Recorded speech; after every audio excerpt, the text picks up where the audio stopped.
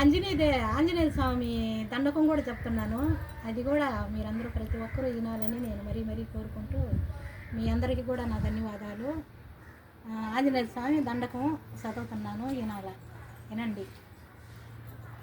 అంజనీదేవి కుమార వాయుదేవుడు పుత్ర, అంజనీదేవి కుమార వాయుదేవుడు పుత్ర, రాముల కార్యం నెరవేర్చిన స్వామి, రాముల కార్యము నెరవేర్చిన స్వామి, దెయ్యము కానీ భూతం కానీ పీడ కానీ పిశాచి కానీ నీ వాలాముతో చుట్టి గిరగిర తిప్పి సాతాను సట్టుకేసి తలకాయ పగలగొట్టి 7 సముద్రాల అవతల విసిరిపారేయి.